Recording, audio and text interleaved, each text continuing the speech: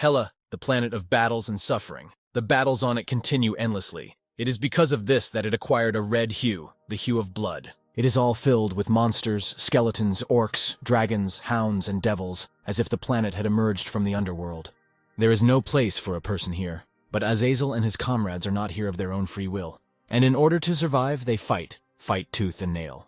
In the most difficult moments, they show support, even when it seems that death is already close. They do not lose heart. The earth shook.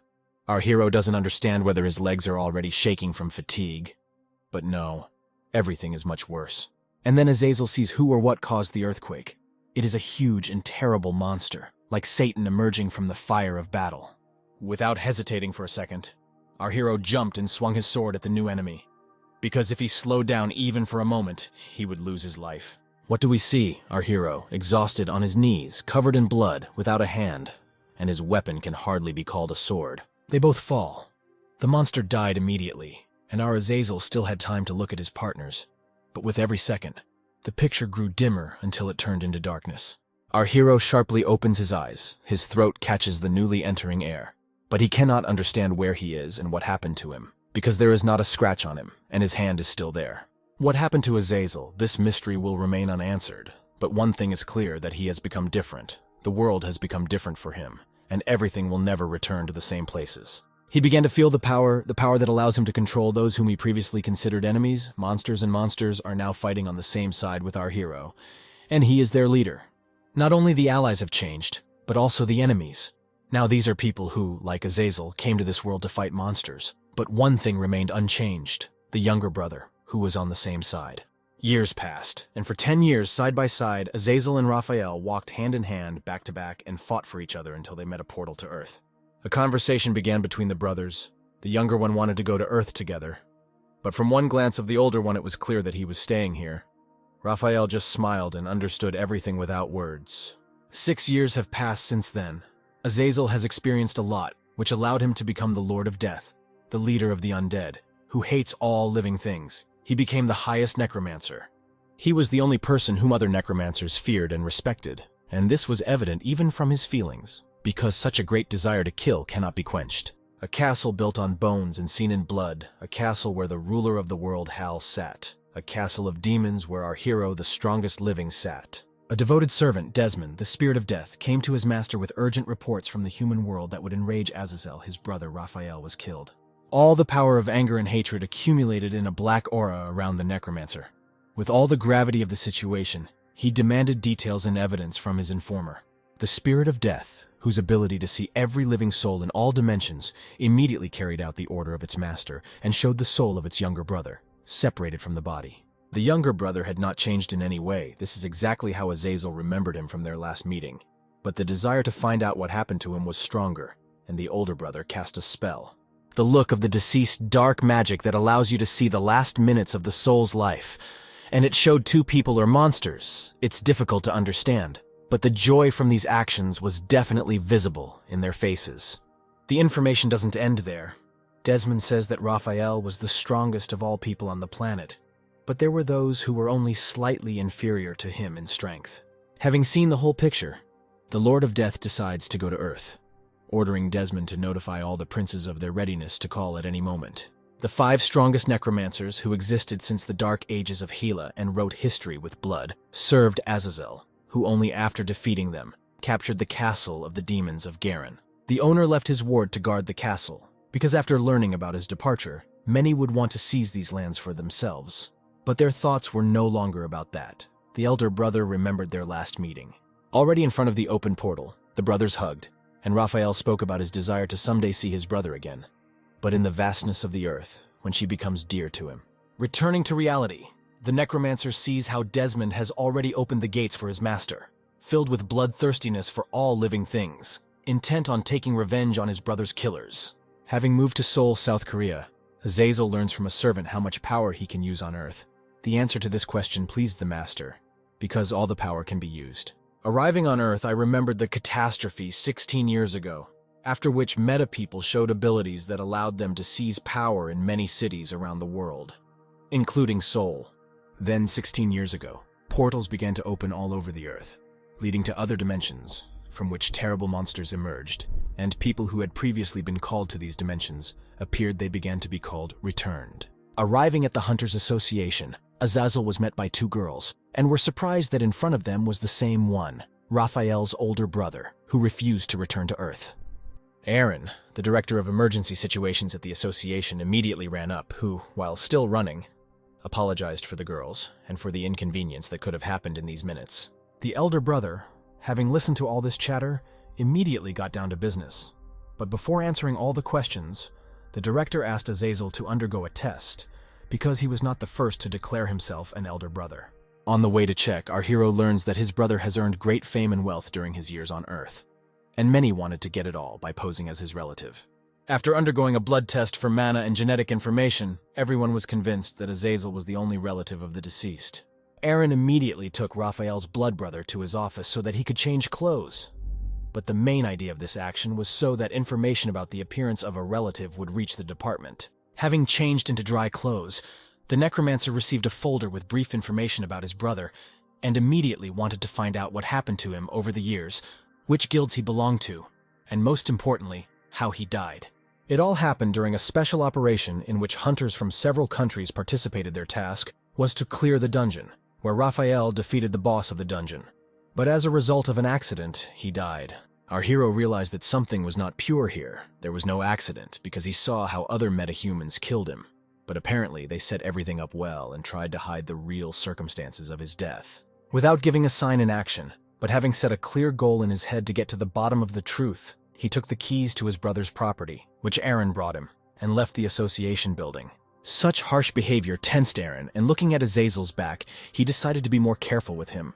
But at the same time, he understood that the fame of his older brother Raphael could exceed himself. While in Raphael's apartment, studying his case, and looking at photographs from his life, he notices one interesting person. This is the guy who was in the last minutes of his brother's life. But here they are not at enmity. Here they have the same tattoos, the same guild, for which Azazel has new questions. Finding no information about other members of the guild, the necromancer went to Sochodon, the office of the Garen Guild, which was once headed by Raphael. That hunter was on a mission. At the Sinsa station, he closed the gate. But our hero did not want to wait for him to return, and went to the station to meet the hunter Abagor. Gates are what people called portals to the dungeons of other dimensions, which are easy to recognize, unlike Hela. The portal guards guessed from the outline of Azazel's face that this was the same older brother that Aaron mentioned. Having made sure that other hunters entered the portal along with Abagor, the necromancer went into the portal, and the guards, not having time to stop him, reported to their superiors, abdicating all responsibility. In the new world, he immediately felt where the energy of the hunters was coming from, and chose a further path for himself. But first he used one of his spells. Having created an army for himself from the skeletons of fallen monsters, Azazel went to the possible culprit in the death of his younger brother. And in the dungeon, Raphael's former comrade cut off the monster's head and with a smile on his face ended the battle with his quick victory. The joy of Abagor's henchmen knew no bounds. They praised him, and he himself exalted himself above his former friend, saying that all the merits of the former commander were lies. Only one newcomer did not agree with him and said that Raphael was the strongest, for which he immediately received a punch in the stomach from the new commander. After which, the question about the strongest was asked again, but young Tamiel's answer changed, not because of convictions, but because of the fear of death. Abagor's pride still did not rise to the occasion, and going into the portal, he gave the order to his servants to teach the newcomer a lesson, and then go after him. They beat him. They said that he expressed himself too boldly for his age, when his teacher was no longer alive, and he did not have the protection that he had before. But the devoted students' thoughts were only about the times when Raphael was the leader of the Garen Guild, who were the best in their field and did not bring problems at all. After all, he did not make mistakes and always looked for those responsible for them. At the same time, he made many enemies. Many wanted to get rid of him, but they could not argue with his strength. When Tamiel's meta-human abilities awakened, he knew who Raphael was and decided to join his guild to repay his sister for taking care of him. The student was under the wing of the teacher, until that very accident. Because after that, everything changed. The hunters walking online began to show their true faces, making the student prey. Tamiel hated them all with all his soul. He wanted to kill them, but he was still far from their strength, and such actions could only bring him closer to death. Suddenly, in addition to blows, Abagor's henchmen heard the sound of footsteps. At that moment, Azazel rose with his army of monsters. It was as if he didn't care about anything, neither the beating nor what had happened before. Only one question interested him. Where was the commander of this detachment now? The guys immediately started whispering about who it was, what he was doing here, why he needed their leader, and how he got here. To all their questions, the necromancer had his own. Where is Abegor now? But in response, in a rude form, he was told that he had left. And who are you to ask about him? Having received no response from the henchman, Azazel turned his attention to the bloody young guy lying on the floor and asked the same question. Such a gesture hurt the feelings of Tamiel's offenders. They began to surround the main character and ask even more questions, the answer to which they would not like. The necromancer, without making a single muscle movement, pinned one of the meta people to the wall. He was now hanging on the arrow of one of the summoned monsters. The mana around Azazel became more and more visible, and the summoned monsters looked more terrible. And he again, but for the last time, asked his question. The henchmen immediately began to attack the hero, although they still did not understand who was in front of them and why he was behaving so strangely. They failed to reach the necromancer. They fought the entire battle with skeletons, Hela's warriors. One of the squad was already impaled on a spear, and the death of his allies was only a matter of time. The head of one of them flew to Tamiel's feet, and he screamed in horror, fearing that this would happen to him too. The last of the newcomer's offenders was struck in the back with a sword. He still did not understand who they met in the dungeons. The Lord of Death and his devoted servants headed towards the only survivor who could provide any information. The question remained the same, but before answering, Tamiel's thoughts haunted him. Who is this? Why does he need Abegor? Will I survive? The same one was in a club in Gangnam. Having learned this, Azazel ordered the newcomer to take him there if he wanted to live. After going through the portal, returning to the station, they were met by guards who were surprised that there were only 2 survivors. Dear YouTube viewer, I tried very hard for you. Please support me by subscribing and commenting. Have a nice day. Immediately questions started pouring in about where the others were, where Abegor was, how they defeated the boss, what even happened there. Tamiel told a different story. According to him, the squad leader escaped, and the rest of the members were killed by the monster. But Azazel arrived and saved the last survivor.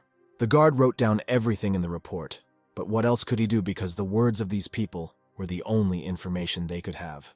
The guards responded by telling the young guy how lucky he was that he was saved by the older brother of his former mentor. The student's surprise knew no bounds. Tamiel immediately began to understand what enormous power Azazel possessed, that he, like Raphael, was returned from another dimension. The guards had their own picture of the situation, because the rumor that Abegor left the dirty work to his squad and left himself was confirmed. Numerous complaints came against him, but the influence of the Garen Guild was great, and it was impossible to influence directly. And on top of everything, there was a struggle for power within the guild.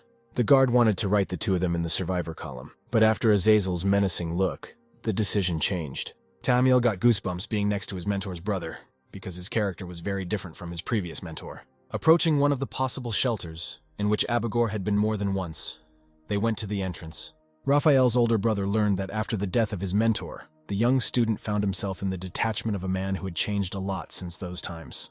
Entering the club, passing by a crowd of ordinary people, the young hunter and necromancer moved to Abegor's room. At the entrance to the room stood one of the meta people, who was already waiting to meet with the mentor's team, but did not expect to see these 2 people. After exchanging a couple of phrases, he learned that this was Raphael's brother, and was also not left without the daring sayings of the returnee. He could not answer them, because this is not an ordinary metahuman whom he would knock out with one blow. Here he only opened the door for guests. Entering a room illuminated by ultraviolet light, they saw a company of people, and with a quick glance they began to look for Abegor.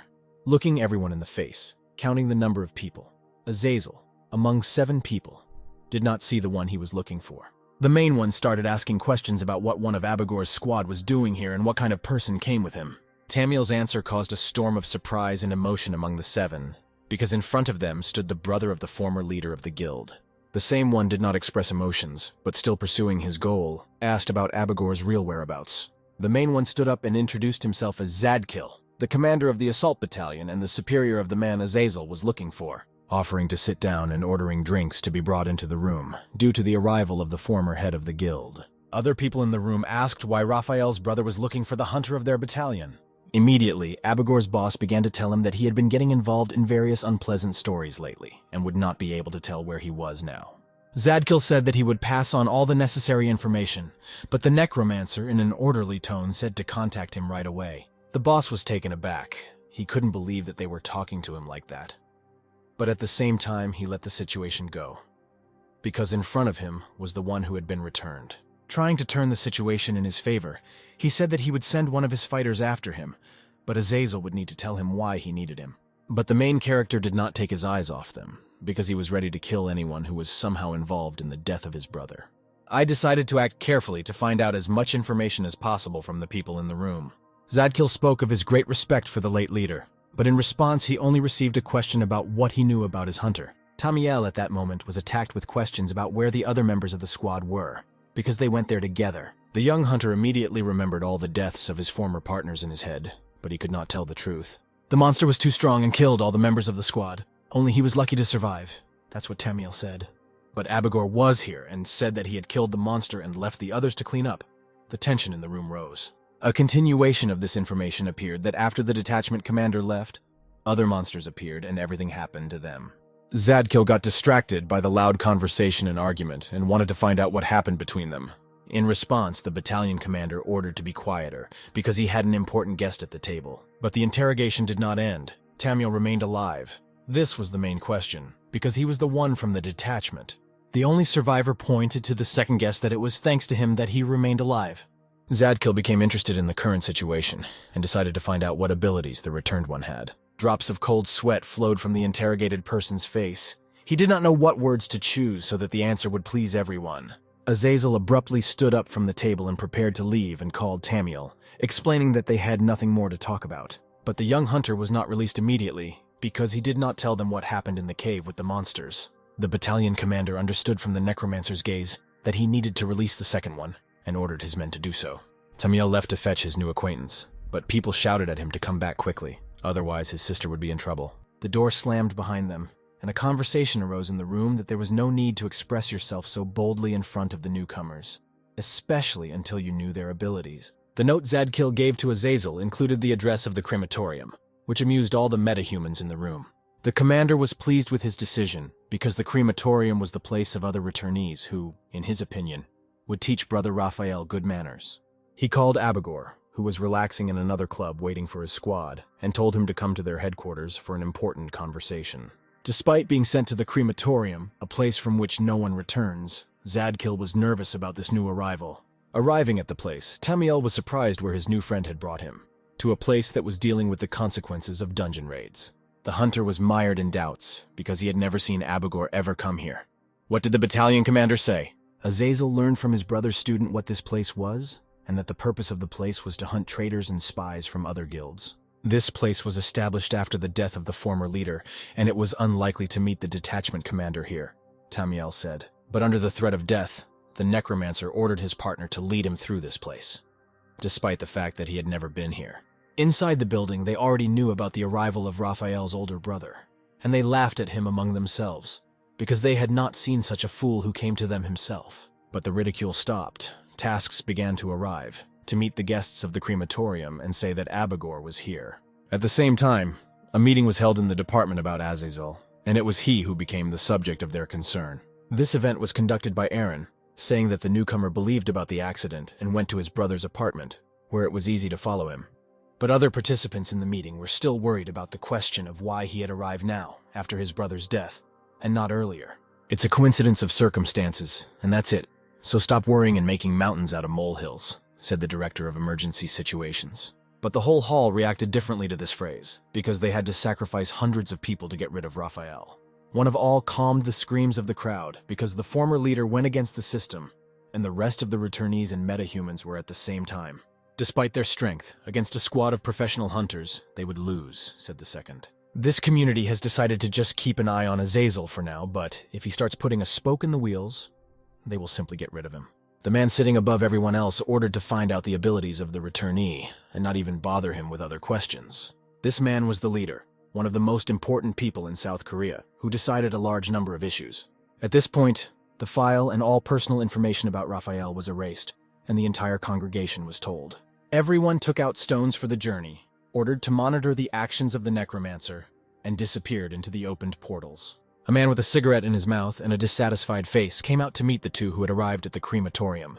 The one who introduced himself turned out to be Yofil, who had been working in the crematorium of the Garen Guild since his return to Earth. The one who met the guests said that he knew that this was Raphael's brother. He was also interested in why he needed Abigor. "It's none of your business, mortal. We were told that he is here, so lead us to him," Azazel answered. Jofil thought this answer was impolite, and in response, he told the guests that this is not how they communicate in this place. "I give you one chance. Otherwise, it will end badly for you." The necromancer calmly expressed himself. "Your brother is no longer here. Now you have no power here, and you don't dare ask us about anything," answered the man with the cigarette. But this is all that only caused Azazel to smile. At the same time, he contacted Desmond and asked to show all the souls that were in the room.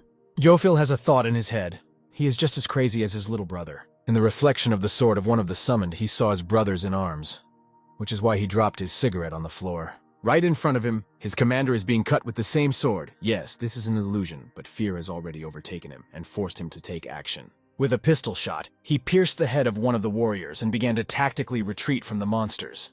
Jofil endowed the bullets of his weapon with magical powers, which allowed them to inflict damage on the rebels. Moving away from new opponents, I couldn't wrap my head around the thought of how this Azazel dared to attack him and their building. Dodging new types of weapons, swords, and bone bullets, he used up all his magic bullets. When the rebels had already overtaken Jofil, he fired one of the bullets at the emergency button to raise the alarm. The sword of one of the skeletons was already in the shoulder, the crematorium worker was bleeding and with hatred decided to use the pistol again. With all the remaining mana, the skeleton was shot, stabbing the sword into it. One of Jofil's wards arrived and found out what was happening here, and was given the task of destroying everyone in the room. The commander himself fled from the skeletons, holding on to his life with all his strength so as not to die. Meeting Azazel's gaze, he shouted that the necromancer was a corpse after all his actions. Jofil wondered why now. Why, when he had lost his skill, he had to fight an army of resurrected ones. At that moment, a skeleton with a sword was already flying at him from behind, ready to cut the target in half. But there was one thing. The other guardians of the crematorium arrived in time and deflected the attacks aimed at their commander. The commander was given one of the strength-restoring potions to heal his wounds and continue the battle. He immediately set the order not to play with the arriving guests, but to kill them at any opportunity that arose. Azazel calmed Tamiel's worries. He was afraid of dying from such a large amount of enemy ammunition. The crematorium squad came face to face with the necromancer, but they did not yet understand how much his power exceeded theirs. Jofil's warriors began firing full clips from their cannons, shooting to kill in order to win this battle. The skeletons were not an easy target, because they dodged the bullets flying at them, which the squad did not expect. Azazel continued the attack with his warriors, who frightened the opponents with their capabilities. They, in turn, with fear in their eyes, tried to replenish their supplies of weapons and ammunition. No matter how the commander and his subordinates tried to resist the resurrected, one by one they died from their swords. Different types of weapons were used in the battle, but none of them led to success. The entire crematorium was already in the fire of battle. Azazel did not stop directing his warriors towards the enemies. Jofil wanted to finish with them quickly, but he had never seen such rebels with such strength and combat experience before. Having found at least some kind of shelter, the squad opposing the necromancer decided what to do in order to kill the enemy. But at that moment, dungeon monsters were approaching them. Sensing the power of the squad's mana, the skeletons burst into the room, breaking through the wall with the help of magic, and again began to fight the team with the remnants of the enemies. Before they could carry out the attack, one of the team lost his head in a precise attack from one of the rebels. Jofil immediately jumped into a hole in the floor to try to avoid the same fate. The squad leader decides to carry out a physical attack, because from the experience of past battles, for necromancers this ended in death. Even in this action he was not given freedom. The skeleton attacks continued without interruption. He repels this attack, and believing in himself with a smile on his face, we look at his next target, Brother Raphael. The skeletons suddenly began to die from the remnants of the squad, and it seemed that the battle had turned in the other direction. But it only seemed so because Azazel waited for the right moment for a surprise attack that would decide the outcome of the battle.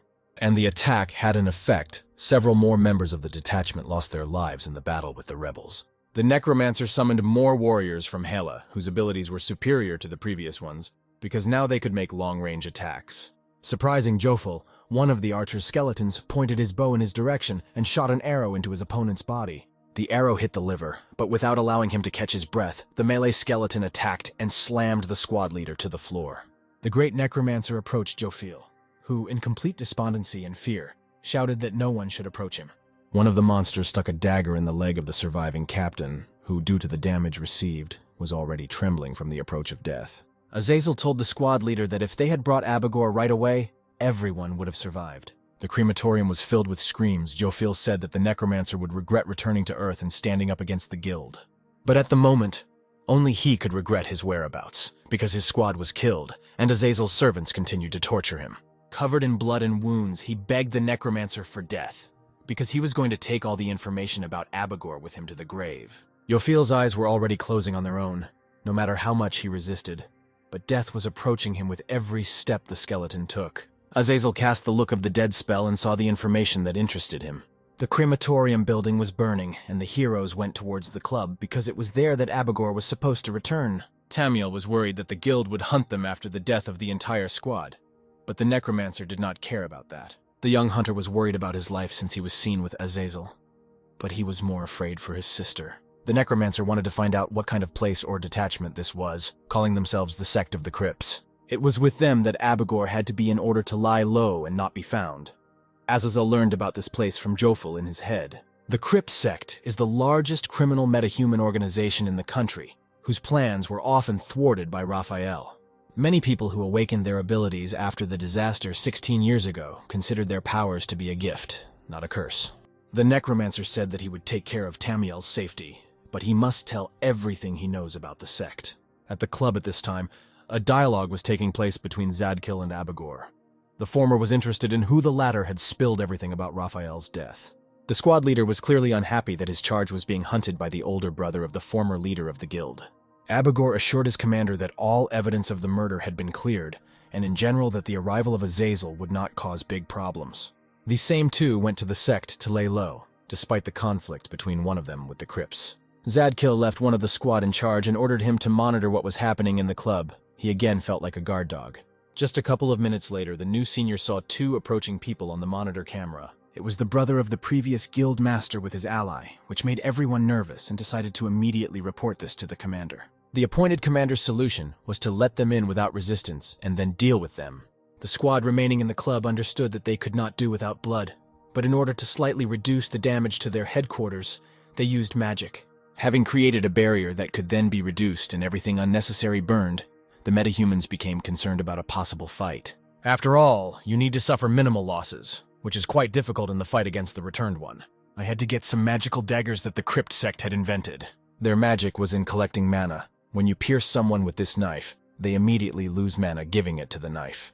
The entire room was overly confident, as if they were ready to report to the boss that they had accidentally killed a necromancer in battle. Two guests, whom everyone was already waiting for, entered the room with not entirely warm hugs. Tamiel looked at his temporary mentor from behind, trembling with fear and hoping that he would be protected from the enemy squad.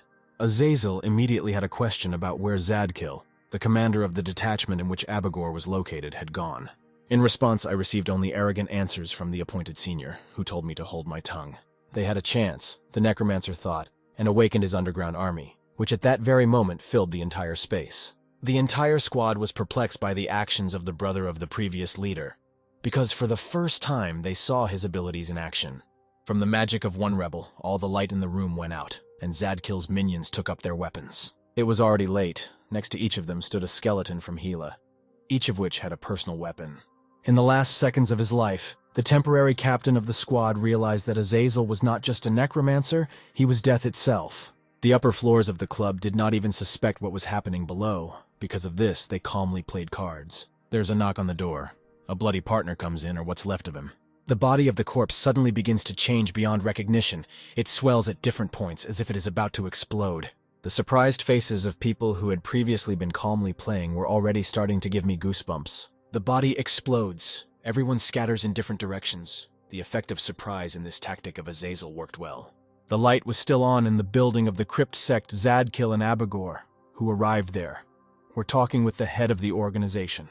Aragos wanted to know the reason why the battalion commander wanted to leave his ward here. The commander argues for this action by saying that they are still part of the Crypt family. The head of the organization answered them with one phrase while Raphael was alive. They didn't need him, and when problems arose, they crawled in at the first opportunity. Zadkiel sent his subordinate for coffee so that he would not interfere with a serious conversation with his harsh phrases. In the dialogue, the commander asked if Aragos knew who Astaroth was, the monster who was the first president of the Association of the Returned. He was Abegor's half-brother, who was not particularly touched for the same reason. The people of this particular half-brother were hunting for Raphael, an elite detachment consisting of the strongest fighters. The commander of the Crypt sect knew that the impudent youth had his own people, but he would like to cooperate with such people. Zadkiel agreed to put in a good word for Arygos, but he had to shelter Abigor for a while. The battalion commander lit a cigarette and thought about how his guys from the crematorium were, because they had called for a long time. A call came on the phone. The boss was told that there had been an explosion in the office and his squad was injured. The commander was angry from such news. But when he found out that Azazel did it, he literally flared up with rage and hatred.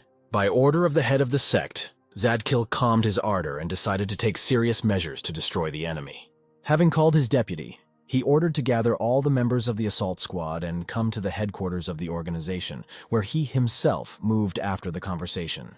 Looking into the souls of metapeople who met on the way to the sect, Azazel learned the information he needed. At this time, Zadkiel called Tamiel and told him not to leave their location because if they tried to hide, they would even be pulled out of the ground. The young hunter was again afraid that his short life would soon come to an end, regardless of whether they ran away or stayed here. The necromancer contacted his servant Desmond to find out what the situation was in Hell and whether someone had decided to seize his castle. All those who laid claim to the throne somehow found out that the ruler was not in the castle and tried in every way to find out where he had gone. Your troops from the 1st to the 7th Legion want to be called to the ground and fight for their master, in order to somehow quench their thirst for death and blood. But Azazel understood that by calling on all the troops at once, the destruction of the entire human race would only be a matter of time. To defeat opponents, the main character needs to distribute the forces of all his troops in order to use each of them most effectively. Desmond's first priority was to defend the castle, and to notify the 6th and 7th Legions that they were fully ready for conscription. The servant said that he had followed all the instructions of his master, and immediately notified that several souls were approaching the necromancer's location. Several cars arrived containing magicians from the guild who were stronger than the destroyed crematorium squad. Just getting out of the cars, pointing all his weapons at the target, Zadkiel immediately used his magic and sent a ball of fire at Azazel, but the attack was blocked. The commander, with a grin on his face, came out of the fire with his squad and said that the elder brother would go to the next world for Raphael. The souls of the 7th Legion were ready. The necromancer ordered his servant to summon them right now. Speaking about the great achievements of the enemy, about his kills and victories over the troops of the Garen Guild, Zadkiel barely noticed the rebel skeleton behind him. At the last moment, the squad managed to turn away from an unexpected attack of skeletons from underground. The squad began to defend themselves, took out a weapon, pointed it at the enemy, but immediately lost their pistol when a dungeon warrior cut it with a sword. Subsequently, the same sword ended up in the body of a man from the detachment, who after that clearly could no longer resist. Abigor, using his abilities, fought against the large number of rebels with the help of fire. Looking into Azazel's eyes, he saw scarlet red pupils. Then the puzzle in his head took shape. The newcomer was a necromancer, the mere sight of which makes you want to kill yourself. New monsters emerged from the ground. This time they already had shields that reflected bullets imbued with magic. While the squad was trying to fight off the skeletons attacking from the front, they began to be attacked by new rebels from underground. One by one, members of Zadkiel's squad died at the hands of those summoned. Only he dealt with them with the help of magic, but hoped that their number would soon decrease. There were too many of them. The skeletons killed the guild squad, as if they were completely inexperienced fighters. Anger burned in the eyes of the battalion commander.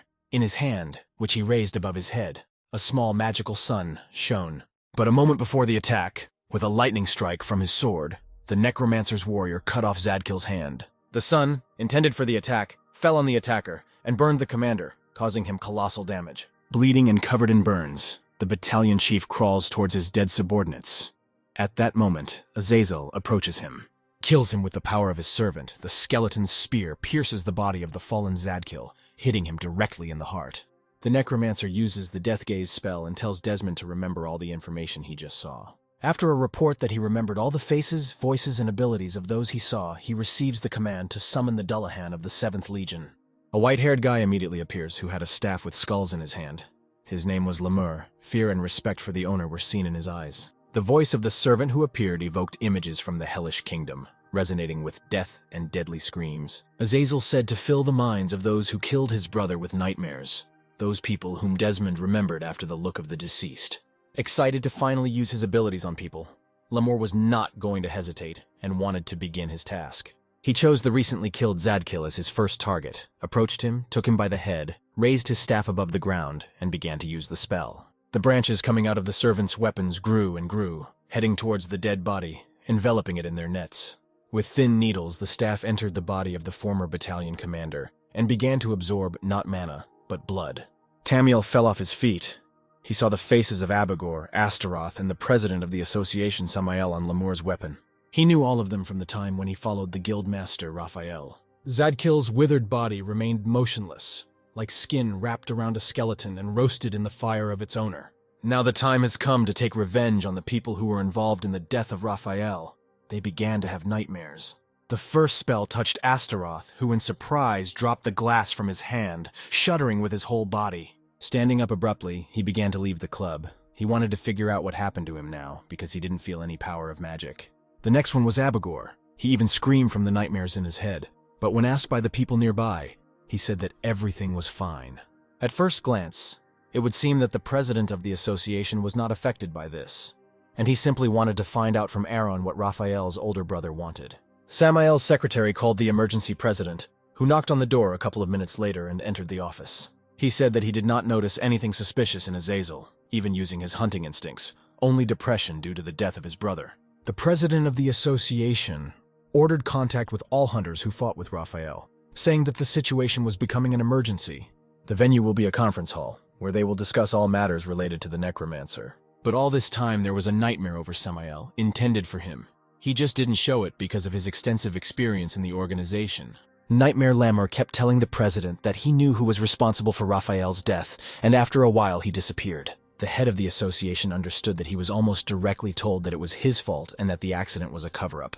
All suspicions fell on the brother, who had already requested documents and the personal file of the deceased master of the association. The abilities of the possible enemy were not known. One could only assume that he was a necromancer, and the director did not understand at all what kind of creature was in the office. Due to his recent arrival, according to Samael, he should have been weak and only adapted to local conditions. There is a guild meeting about the returnee, who turns out to be Raphael's older brother, and he has his sights set on everyone involved in the murder. The crematorium, whose warriors seemed invincible, had already been destroyed and burned down along with the building. Zadkil's squad, considered one of the strongest in the organization, was completely wiped off the face of the earth. All these actions, according to the president, were caused by suspicions that the death of Azazel's brother was not an accident. The meeting became agitated, questions were asked about the hunt for them and how he found out, although he had not been on Earth for so many years. The meeting wanted to respond to such actions of the Necromancer, but at the same time they all did not understand where the owner's deputy had been all this time. And he was clearing out the dungeons that he entered before brother Raphael arrived on Earth. And apparently the monsters turned out to be stronger than expected. The plan that the president announced was extremely simple: hold a press conference and announce a decree on the murder of Azazel. But in order to deserve such a fate, he had to commit a serious crime, although half the congregation no longer cared what crime they pinned on him. To deal with the master's brother, the guild needed a larger number of hunters than usual, and also needed to develop an appropriate strategy. To win, they would need to make every hunter want Azazel dead, but the question of how to do this was open. About 40 million people with abilities could hunt him, but how to force them, the meeting wondered. The president offered as a reward accommodation at Gangnam Castle, a place that was only for the elite. The meeting was against this arrangement. They could not make such arrangements, because whoever receives such a reward could lead to internal conflict between the hunters. If this happens, the castle residents will declare war, and if the reward is denied, a riot will arise among the hunters. The president was told that after such actions, he could become a new target of the hunt, and given the stronger connection of Gangnam Castle with other nations, the guild could subsequently be destroyed. But the president stood on one thing: to stop all further actions of Azazel and act more decisively, because by sending one detachment at a time, they would simply lose troops. The head of the association decided for now to declare Brother Raphael a criminal, and then act depending on the reaction of people. The meeting agreed, because they don't even know all the abilities of their opponent yet, and they can announce the reward in the form of a castle later. Samael ended the meeting and ordered Aaron to hold a press conference to announce the situation to the whole world. The crypt sect was already filled with corpses. The walls and floors were smeared with blood, and screams of pain could still be heard in the corridors. The skeletons continued to kill the sect warriors one by one, and people could not even resist such strong enemies. One member of the organization, a half-dead guy, reached for his walkie-talkie to warn his boss about what had happened. But you can't hide anything from the skeletons. They see and hear everything. They cannot expose their master with such an oversight. Seeing the approaching silhouette of Azazel, the guy could not think about anything else except the approach of death. The necromancer asked the guy if he knew the reason for the arrival of Brother Raphael on Earth, but he remained silent, afraid to say something wrong. And without giving an answer, he simply began to beg for mercy and say that he would do everything possible just to stay alive. He was immediately told to bring a list of names of all the people responsible for the death of Azazel's brother. The barely alive guy understood what the necromancer wanted and stepped forward to show what he would definitely like. He opened a secret cabinet with a large number of documents that contained interesting information about many events. But Azazel took only one, in which everyone involved in the murder of his brother was written, with photographs and dossiers. The guy was pleased that he had pleased the brother of the former master and asked what else he could do. But this man no longer represented any need for the returnee, and the skeletons replenished their collection of dead. And Lemur took the soul of this boy and imbued his staff with it, causing the skulls on it to move. The skeletons continued the merciless slaughter, in which they always emerged victorious and left no chance for their opponents. And Lemur, passing by the corpses, replenished his collection of corpses and then followed his master. Tamiel wondered what his temporary mentor would do with so many souls, but his thoughts were interrupted by a notification on his watch. The notification was about the creation of a public order to kill Azazel, more details about which were now broadcast on TV. The young hunter immediately drew the attention of his mentor's brother to the news on TV, which already mentioned the destruction of the crematorium and a series of murders. The director continued his speech, saying that the newcomer was mistaken about his brother's death, and with his actions wanted to dishonor his memory. The whole of Tokyo was asked to call the direct line in case of any suspicion, and not to engage in direct combat with the person returned. At the end of the program, a reward was announced for the capture of the named criminal, and for not bringing to justice for the accidental murder of the above. Raphael became nervous and said that the guild already knew about everything, and that they needed to change their location. The young guy didn't understand why these two were acting so calmly. He thought that they were already coming up with a plan. But Azazel was thinking about something else, wondering if all these people were involved in the death of his younger brother. But he decided to check this only after killing them, using the spell of the gaze of the deceased. Tamiel, when asked to at least warn about any movements, was told to go wherever he wanted. The hunter became worried. He had just been thrown away like some kind of toy that was no longer useful. The clock again received a notification that all members of the assault troops of the Garen Guild need to read the known information about Azazel and report if they find out new information.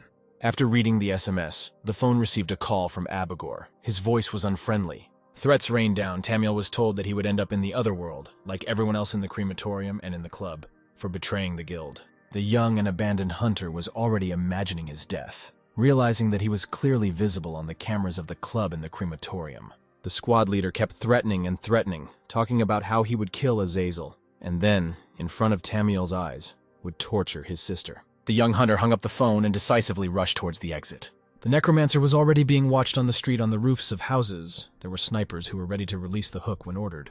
The surveillance team was surprised to see Azazel at all, because after the news was announced, many would be afraid to go out. But even while completing the task, they did not stop thinking about the strength of the new criminal, since he caused such a commotion at the presidential level. Also in the conversation, there was a phrase about the president and his deputy. They were also returned. According to the stories of the once-living Raphael, the place where he and his brother ended up is one of the most terrible, and if you manage to return, then your strength is really great. The leader of the squad ordered to calm down until the entire squad noticed the necromancer, and most importantly, to concentrate on the mission. Azazel entered his brother's apartment and began to look around and go into each of the rooms. Going out onto the roof of the house, he used his power, saying aloud a spell, "The dead will rise, and all living things will fall." Insects, which could be considered zombies, flew towards the building in which the necromancer and a squad of hunters were located. When they reached their goal, Azazel used his magic once again, and a dome of black matter appeared over the building. The hunters prepared to act according to plan, and took up the necessary fighting positions. People were evacuated from apartments in nearby buildings, and more hunters were added to the possible battle site. All the detachments were ready to begin the special operation. All positions were occupied and prepared. All that remained was to wait for one person. And here he arrived in a car, the captain of the 4th Raid Squad of the Garen Guild. The head of the Housing Management Office asked the commander to try to attack carefully and with the least possible losses. The captain, in turn, recalled what was said on the news. The enemy was strong, and it would be difficult to resist him without damaging buildings. The office worker spoke of his respect for the guild, and said that there were residents who wanted to take part in the operation. But the guild will not be responsible for the damage they caused, the commander warned. And when he wished them good luck, he replied that they wish good luck only to weak losers. The captain's assistant reported on the situation that Azazel was now in his brother's apartment. For him, the situation seemed simple. There was no need to lead him into a corner. He was already almost trapped. All that remained was to surround him, and victory was in his pocket. But it was still too early to attack. A messenger came running and said that the 3rd and 5th detachments had not yet arrived, but the 6th would arrive in 5 minutes. The captain decided to start without them. They would arrive when the 4th squad was already inside. But the messenger asked about the deputy master's reaction to this. "So, after such information he will speed up," said the captain of the 4th detachment. The commander began to act, ordered all magicians to erect a barrier on the building to neutralize Azazel's actions. Barriers appeared one after another, thereby overlapping and reinforcing each other. The 1st and 2nd squads began to act, while the 3rd and 4th squads waited their turn on the orders of the captain. The hunters moved along the floors, keeping a distance from each other, and did not even realize that they themselves would find themselves in a trap. Lemore reported to his master about the approach of human souls, but the necromancer ordered to wait for the moment when the magicians were in the corridor of our floor. The hunters climbed floor by floor, heading towards the killer of their former colleagues and partners. The Dullahan of the 7th Legion listened to his master and looked forward to meeting the metahumans. The squad had just arrived at the door they needed and, trying to behave unnoticed, were about to take action. The commander of this special unit built tactics in his head and voiced an order to rearrange the order of the detachment. The people with firearms moved forward, and the archers went to the rear of the team. They were getting closer and closer to the door. Mistakes could not be made. The captain asked about the readiness of the 2nd group. Everyone was ready. Positions were taken. Weapons were loaded, and sights were aimed in the direction of the possible appearance of the newcomer. The captain gave the command to begin the operation and took a ball from his pants that would act as an explosive. Charging it with magical energy, he gave it the desired shape for installation on the door. Unexpectedly for everyone, the sword of one of the skeletons passed through the door, piercing both the explosives and the commander. The team immediately became concerned about the captain's condition and asked how he was feeling, because they did not see the whole situation from behind. The head of the operation began to fall on his back, releasing the already activated bomb from his hands. The team wanted to immediately rush into the attack, but their plans were changed by an explosion that happened at that very moment. While they were trying to navigate the space, the corridor began to be filled with unusual guests. The army of skeletons marched towards their enemy, red eyes as if filled with the blood of past victims. The information was immediately transmitted via radio to another squad so that they knew what they were dealing with. The signal did not stop. The crunching of bones was transmitted, but not the bones of skeletons, but of other magicians. But the squad didn't know this. Because of this, the joy in their faces only grew, because fighting the necromancer was only more interesting. Only after the screams from the walkie-talkie did some of them change their facial expressions and get goosebumps. The captain of this detachment immediately ordered to increase attention, and at the slightest appearance of the undead, shoot to kill. For higher-ranking hunters, this only added to the excitement of hunting a target. "The attackers will get ready." This command was given to the squad to begin the attack. At this time, Lammer and his master walked towards their enemies. Their faces were calm and not tense. With the help of magic, the dead people of the 1st squad began to get up and follow the master of their bodies. The necromancer's army not only did not decrease in number, but quite the contrary, it grew and grew. The commander of the 4th detachment only listened to the cries of pain and pleas for mercy through the walkie-talkie. He himself remained cold-blooded, and the people around him broke out in cold sweat from such sounds. The 1st team was already out of action, although according to the captain, the enemies were just ordinary skeletons. The 2nd detachment did not respond. As it was in the fire of battle, no one expected such power from the enemy. The generation of ideas to resist the enemy did not stop. The commander gave the order to remove the imposed barriers. He wanted to start hitting the walls of the building with fiery blows in order to burn the enemy to the ground in their heat. The squad was surprised by such a desperate and unsafe decision of their commander. But there was nothing left to do except follow the instructions given. The barrier began to weaken and disappear. The commander was overwhelmed with emotions. He demanded that the shelling begin immediately and not stop until his instructions. The magician began to generate fiery energy around himself and form the shape of a ball for attack. Through the glass doors of the building, the party saw the approach of an army of skeletons, intending to kill everyone. The doors were blocked by other members of the squad, trying to hold back the onslaught of the enemies of the dungeon. The fire magician completed the spell to create the required size of the ball. This attack immediately burned all the skeletons to ashes, leaving only ashes of the newly advancing enemies. The captain only rejoiced at the success of such a combination, but did not notice at all what was happening behind him. A sharp explosion from the fire area cut short the commander's joy, and when he looked back, he was greatly surprised. The enemy was coming towards them through the pillars of flame, along with an entire army behind them, the composition of which the captain did not even know. The building, in which 2 guild units had already died, could collapse at any moment. The battle with the rebels continued. People tried not to break down and withstand the enemy. The archers began shooting at the skeletons and using barrage fire to hit as many targets as possible. And this worked out 100%, because the arrows also had magic and exploded upon arrival at their destination. The stormtroopers also did not lag behind and pierced the skulls of the summoned monsters with bullets. The skeletons died and died, only bones remained from them. The detachment's attack was successful. The faces of the team members were filled with joy because they had found an approach to confront the enemy. Without finishing his cry of happiness, one of the junior commanders was shot with an arrow right in the eye. The sounds of delight changed to screams of pain. The partner was also in shock from such events. The skeletons responded with a rain of arrows at this moment, catching the opponents in a loss of concentration. The detachment's affairs were not in the best situation. Shields became protection against these actions of the troops. Moreover, using the barrier, it was possible to escape from fire attacks, which is what one of the magicians did. After fending off a torrent of arrows, the squad decided to launch a counterattack to finish off the remaining skeletons. Azazel was getting closer to his enemies. Crowds of corpses kept coming and going for their new master. But he only needed their life force, which he began to pump out of them. The faces of dead people took on a less and less alive appearance, and they bled more and more. All the energy was pumped out. The bodies of people were no longer needed and continued to burn in the fire of their own allies.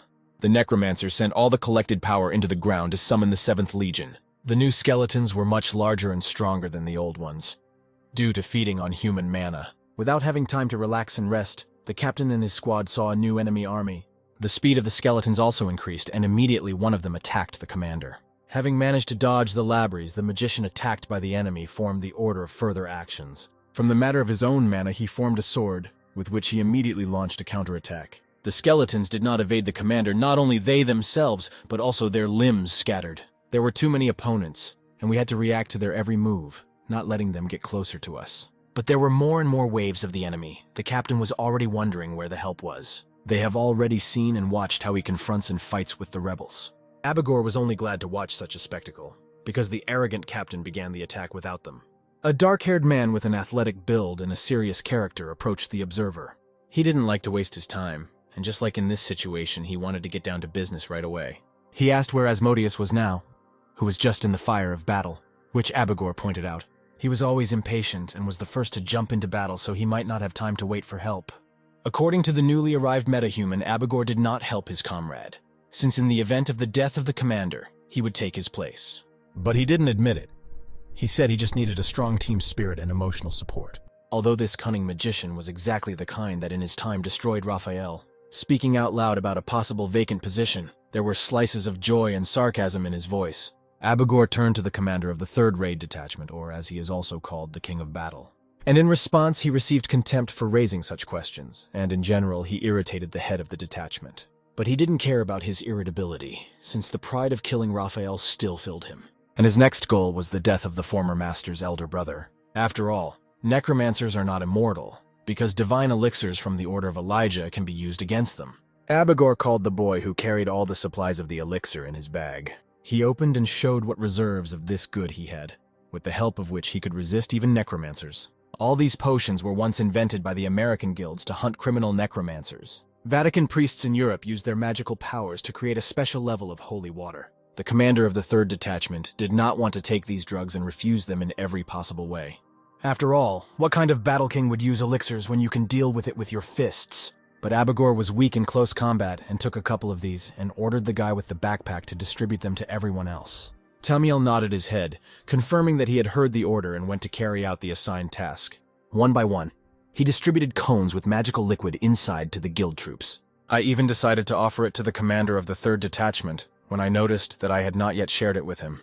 But he again refused the elixir and showed what kind of thing he had for such cases. He once received this artifact from a saint with whom he spent a great night. And Abegor remembered this incident well, for which he reproached the detachment commander. Suddenly, the captain felt a gaze on him that seemed to burn right through his body. He immediately began to look for where that person or that creature was watching him.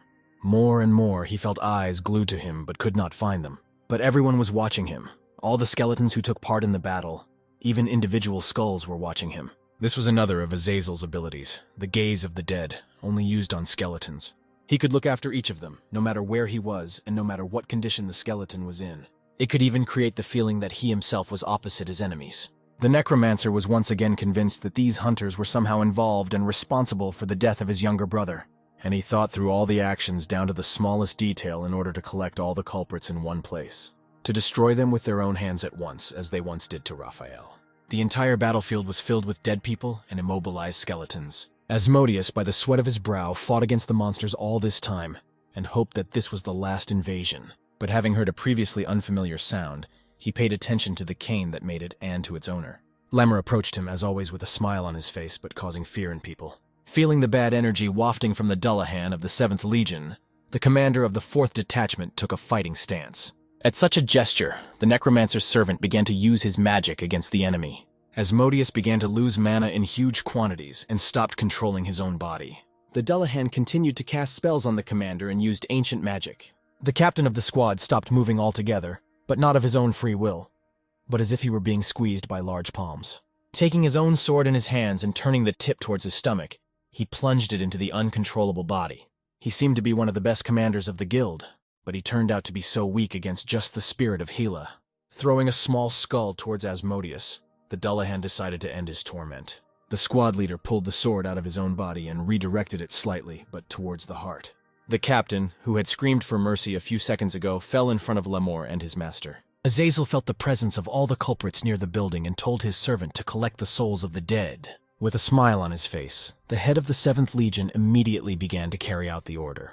The staff stuck into the ground began to collect mana from previously killed people and monsters. With each new soul, new skulls of the dead appeared on the staff, and the staff itself became larger. The necromancer decided to use the previously prepared strategy and directed his gaze towards the burning building. The dome, which was previously created by dead insects, acted on the building and began to destroy it. The debris of the building fell on the surviving hunters, but not everyone had time to react to this rockfall. The commander of the 4th Detachment was informed that communication with Asmodeus had been interrupted a couple of minutes ago. He could not believe his ears. They wanted to find out the operational situation from the observation detachment, but there was no contact with them either. After talking with each other, the partners came to the conclusion that black magic had been used on the house. Amidst all this chaos, the 2nd Garen Guild raiding party arrived from the fire and debris. The commander of the arriving detachment came out of the car, wearing a good suit, expensive glasses frames, ashen hair, and the name Oriax. And he asked his old friend Shax if everyone who had been invited had arrived on the battlefield. There was complete anarchy going on around. Everything was burning, falling, and being destroyed from the squad's struggle with the necromancer. Shax did not like the phrase of the arriving squad leader, as if he should report to the second one. The arriving captain explained this by saying that his rank in the guild was much higher, and since he asks for information about the situation, the King of Fights must immediately provide it. Is it above? I don't agree with this. With a grin on his face, Shax doubted the words spoken.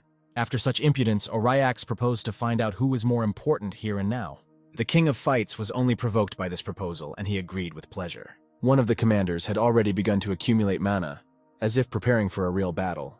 They didn't seem to care what was happening around them or why they were called here in the first place. Abigor arrived in time and stopped a possible mini-war between the heads of the detachments, and he immediately pointed to the burning building, hinting that they had a completely different task here. Their enemy at the moment was a terrible necromancer who possessed great power. And if they start fighting with each other, then their enemy will simply run away from fear, said Abigor.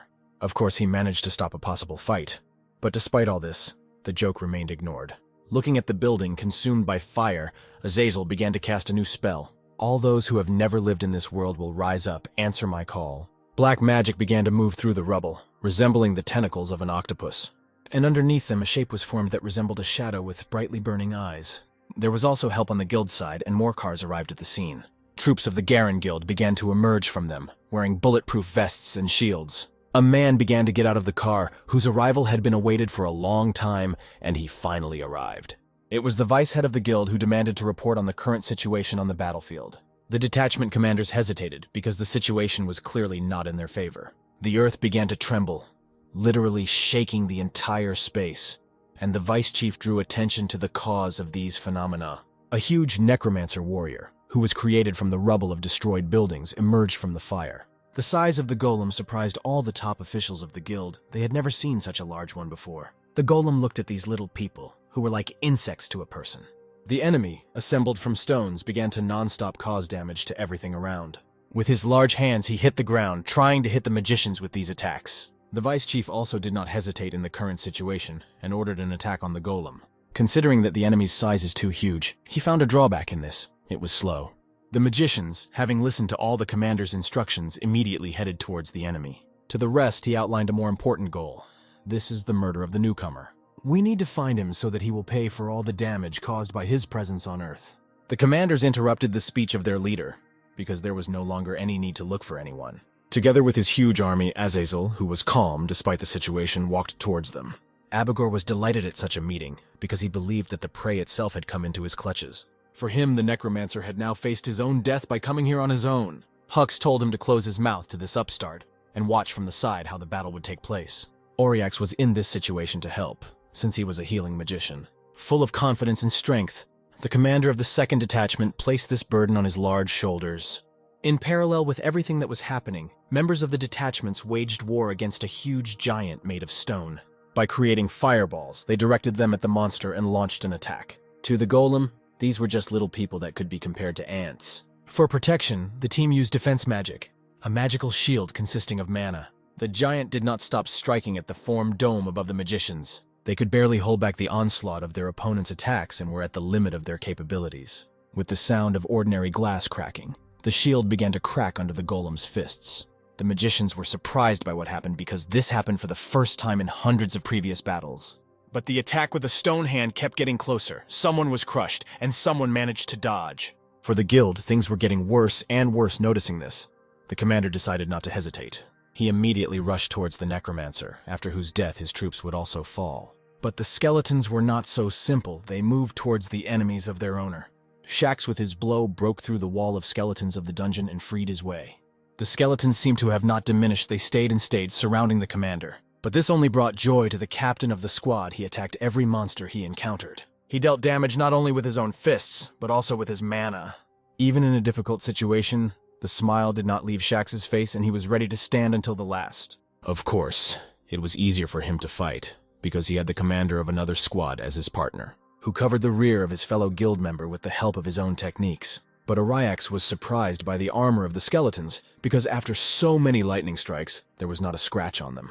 Azazel ordered his troops to repel the new target, and sent the skeletons towards the enemy. The rebels surrounded two magicians standing to the side, but that was not all. Hearing a new roar, reminiscent of stones flying from a mountain, Abegor pointed his finger towards the golem. There were already two of them, two huge stone warriors who did not give in to attacks. The magicians had already spent all the mana they had to fight one, but then they were even more surprised. The vice head understood how this was happening. The first golem destroyed everything around, and a second one appeared from the rubble. Immediately realizing this, he called the commander of the second detachment, who was in battle. He pointed to the necromancer and ordered him to be killed quickly to end the battle. Shax would have gladly begun to carry out the order, but for now he was in battle. Having broken the skull of one of the monsters, he immediately received a blow from him in the back with a sword. Even though he was distracted for only a second, he paid for his mistake in that very moment. The commander's right arm began to grow sharply, as if the muscles were beginning to grow endlessly. Because of this, Shax became even more enraged and literally wiped out his enemy from the face of the earth.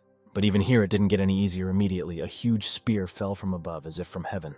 The commander of the Garen Guild squad barely managed to dodge the unexpected attack from the air. A skeleton emerged from the fire and launched the previous spear, aiming to repeat the attack. They could no longer dodge the second such spear. Shax had already been nailed to the guild's car by it. A whole squad of magicians ran to their captain to help him and keep him alive. Azazel at this time gave new orders to his army from the 7th Legion. The task of the skeleton archers was to rain down a barrage of arrows on the magicians who were still alive. One of the commanders shouted at them to dodge so as not to fall under attack. It was already late. All the arrows flew straight to the target, into the heads of their rivals. The captain of the squad looked at the archers who killed an entire division of his warriors in a second. Revenge. That was the solution he saw, forming new lightning and wanting to kill the rebels. Before he even had time to make the first attack, a spear was already flying at him. But Abegor was sleeping the captain. Auriax's savior advised him to run without looking back. But at the same time, he himself wondered why all the skeletons were pursuing him. Abegor was only happy with this situation and warned the enemy not to underestimate him. The force of the skeleton's blows is great, but not for him. He was able to stop the weapon with one block. The vice head of the Garen Guild kept fighting the golems and telling the troops not to stop the attacks. One of the huge stone warriors turned his back to the enemies and simply walked away from the magicians. He sought more houses to destroy them and create more of his kind. The vice chief understood the reason for the departure of one giant and decided to deal with him on his own. He took out his sword and began to tell his subordinates the plan of the golems. One separates the hunters to reduce the effectiveness of attacks, while the second destroys buildings to create more golems. The units were told to attack before there were too many enemies. The drone flew over the battle site and broadcast all the information to the administration building. The president himself observed the situation, and for the first time in his life saw such power. The enemy forces were so strong that the best warriors of the guild were in shock. Even the vice head of the guild fought Fanuel at one time defeated a kraken much larger than this golem.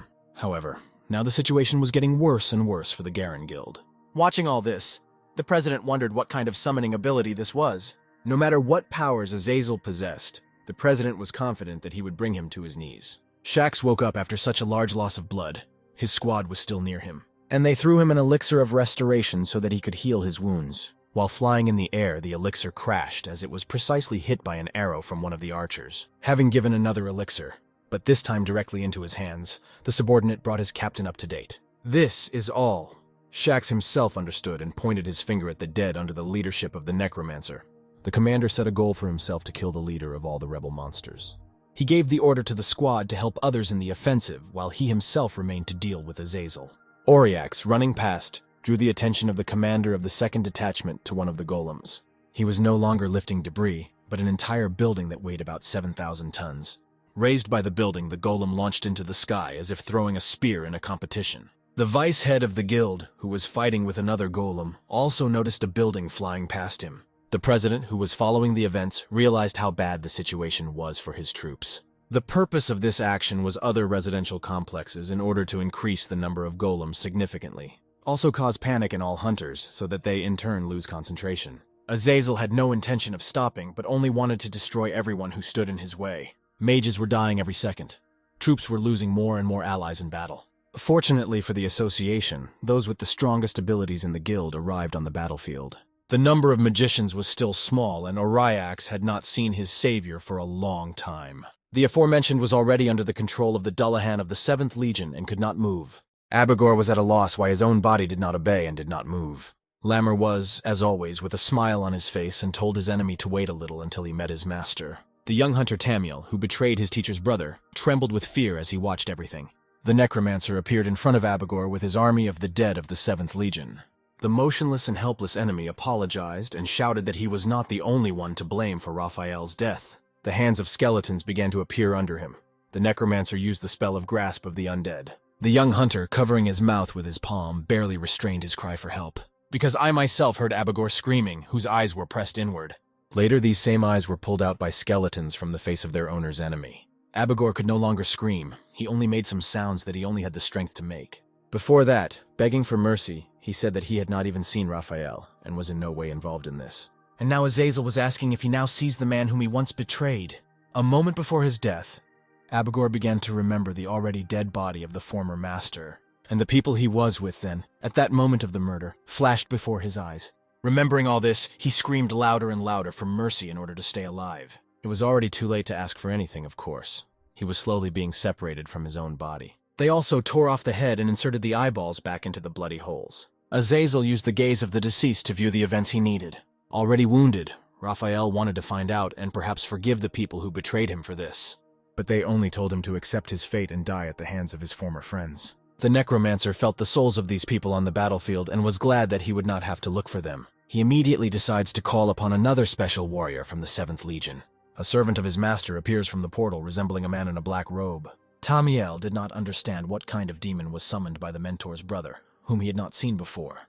Caligini from the 7th Legion knelt before his master and was ready to carry out the instructions. Azazel ordered that all the people who were in the gaze of the deceased be brought to him. "Your will is law for me, and I begin to fulfill the task given to me," the warrior said. "So let's do the will of the master," said Caligini to all the skeletons and golems. "Let the hunt begin, where the first prey will be the commander of the 2nd detachment." He was just flexing his fists and was going to finish his job. Shax used the power of mana and used his special technique, which affected him. His body became covered with fur, claws grew, fangs appeared, and his eyes changed their appearance. In Predator mode, he could last half an hour and thought that was more than enough. The King of Battle rushed at the squad of skeletons nearby to tear them to shreds. Hearing the steps, the beast looked towards the noise and saw its future enemy. Caligini walked towards him with a confident gait, saying that he did not know this breed of cat. The opponents took up fighting stances, showing by this action that they were both ready for battle. Shax, of course, began the attack first and made a sharp jerk towards the warrior. He, in turn, also directed an attack at the beast and swung his sword. The warrior of the 7th Legion was surprised that he missed and no longer even saw where the enemy was. Having discovered it in the sky above my head, I was shocked by the speed and agility of the animal. Shax's face expressed joy, because he was able to outwit and find himself in an advantageous position, or so it seemed to him. Caligini gave the order to the archers to throw this beast to the ground. They had already pulled the bow. The King of Battle reflected the arrows flying at him with his blows and hoped that this would end soon. There were too many arrows and he couldn't dodge them all. They stuck into his body one by one. The body with needles sticking out in all directions flew down as the warrior of the 7th Legion wished. Caligini began to run towards the prey and had already prepared his sword for an attack. He stabbed Shax with his sword straight into the shoulder to cut off his arm. Having concentrated mana in the area of the collarbone, the commander of the 2nd detachment withstood the blow and prepared for a counterattack. The warrior of the 7th Legion dodged the fist and said that all the efforts of the guild were useless. He delivered a direct blow to the chest of the commander of the 2nd detachment, but that was not the end. He grabbed the hand of a wounded enemy and carried him over himself to literally stick him into the ground. After this, the beast's breathing became labored and he began to spit blood on the ground. With the phrase that now his suffering would end, Caligini raised his sword along with his body and threw the enemy to the side. Shax was thrown into the car, bleeding and could no longer feel his body. The warrior seemed to be burning in the flames of his mana and was about to take the prey to his master. Seeing the enemy's attempts to move somehow, he struck several more blows with magic. The almost dead commander of the 2nd detachment of the Garen Guild began to be surrounded by skeletons. Auriax saw his fallen comrade, who was already among the crowd of monsters. He immediately rushed to save him from the trap, not realizing that he was going to certain death. Having concentrated his magic, he used a lightning spell and smashed the skeletons to pieces. The magician of lightning and medicine hurried to his comrade and ran without looking around. Shax's killer appeared in front of him, as if from underground, and did not allow him to go further. Attempts to remove him from the road were in vain because he reflected all the spells. At this moment, Auriax decides to use all his remaining mana and concentrates it in his hands. But this is immediately stopped by Caligini because he cuts off the hands of another of his targets. The highest-ranking captain falls to his knees and bows before the warrior of the 7th Legion. The masked demon neutralized his prey and said that he would now take it to its owner. This was what Auriax feared most of all, because what enormous power the master has, since he has such strong servants. It is not necessary to bring the whole victim to the master. It could be in pieces. The skeleton immediately swung his axe. Phanuel again heard screams of pain, from which all the magicians who fell into the hands of the necromancer's army screamed. The vice-head of the guild hesitated and began to look from side to side, because in the last call for help he heard the voice of Auriax. And anyway, as soon as everyone split up to help the troops, he didn't see them anymore. This was a serious problem for the guild troops on the battlefield, with their most powerful forces slowly disappearing. An idea popped into his head and he immediately called the surviving members of the Garen Guild. The only thing he could do was stay alive as long as possible. He also ordered all remaining hunters to do this and distribute it to those who are not nearby right now. After distributing the health elixirs, I set a new goal for the troops to gather the troops and protect the living commanders. A signal came from the radios from the surveillance squad, who turned out to be alive. The connection with them was simply interrupted. Phanuel asked to bring him a mana tracker so that he could gather the remaining troops and attack his enemies together. The contacts in the detachments reported to the vice-head of the guild that it was not possible to contact Auriax and Shaxix. About whom the news was accurate was about Abigor. The soldiers said that he died at the hands of the leader of the skeletons. After hearing this, the commander changed his plan. Now the priority was killing Azazel. The soldiers accepted the order and ran to convey it to the rest of the survivors. The vice-chief kept wondering whether his comrades were alive, but it was impossible to find out this information now. He spent too much time fighting the giant golems that emerged from the buildings. Phanuel was too smug against a necromancer who could easily summon such monsters. After the negotiation hours, the vice-chief contacted Samael and asked if he was watching.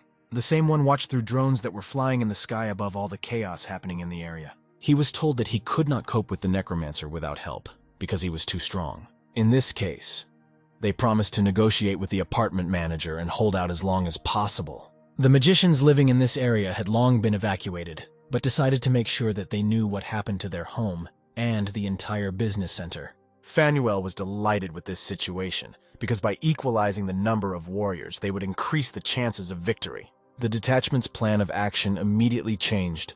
Now they had to stay in place and hide here, then wait for the inhabitants of these houses to come, because the hunters living here are very strong and will become excellent support. It seemed that there was no longer any need to be afraid of the army of rebel monsters. But this was a delusion.